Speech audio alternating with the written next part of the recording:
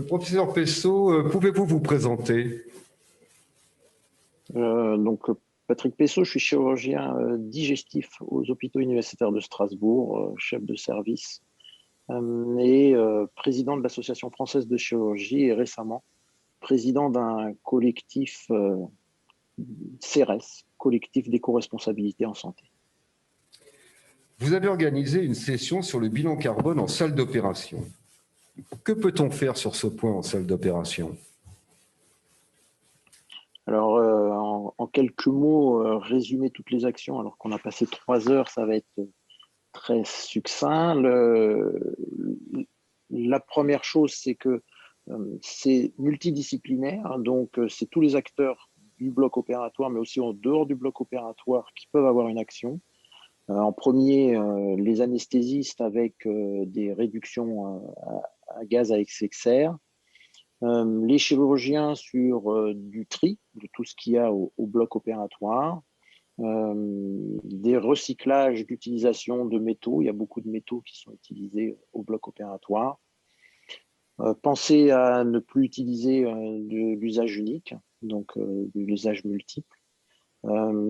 Avoir des stocks justes pour éviter le périssable. L'ouverture au bloc opératoire des instruments vraiment quand on en a besoin pour éviter d'utiliser du matériel qui va être jeté. Et puis un travail donc en amont avec les pharmaciens pour aussi obtenir des instruments qui soient beaucoup plus éco-responsables. Donc il y a beaucoup de choses à faire au sein d'un bloc opératoire pour réduire l'impact carbone. C'est un des principaux lieux de déchets d'un hôpital. En réalité, les enjeux semblent encore plus importants au niveau de l'établissement. Alors en effet, le bloc opératoire n'est qu'un élément dans une grosse machine qui est un hôpital de soins médico-social. Il y a toute la problématique de l'énergie, de la mobilité du personnel, des soignants, des patients, toute la problématique aussi de l'alimentation des patients, pour avoir aussi des alimentations qui soient le plus près des hôpitaux.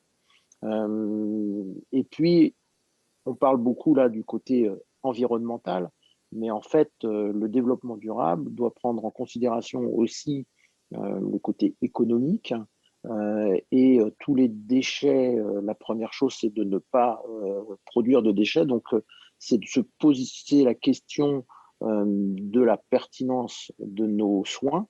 Donc, c'est toute l'évaluation des soins aussi que ça remet en cause. Et puis, social, eh bien, en effet, la qualité de vie au travail, de donner des motivations à nos équipes. C'est tout ça aussi que l'on doit prendre en compte si on se lance dans une démarche de développement durable au sein d'un établissement. Y a-t-il une prise de conscience sur tous ces points? Alors, très honnêtement, je pense qu'on est en effet, on a passé un cap où cette prise de conscience existe. Il existe beaucoup d'initiatives dans des endroits, au bloc opératoire ou au dehors du bloc opératoire. La question aujourd'hui, c'est d'arriver à collecter, à regrouper toutes ces initiatives pour pouvoir avoir une vraie démarche au sein d'un établissement.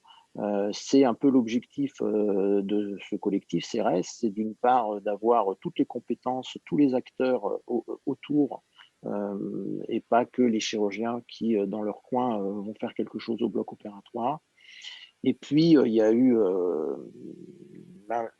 récemment, au niveau législatif, une impulsion qui est de mettre l'éco-responsabilité dans les projets d'établissement.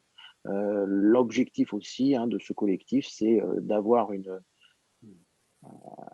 un groupe suffisamment gros avec des expériences pour pouvoir faire ça remonter au niveau de nos tutelles pour que ce soit plus juste des petites initiatives, mais un mouvement, une lame de fond qui envahisse notre système de santé. Professeur Pessot, je vous remercie. Merci à vous pour l'invitation.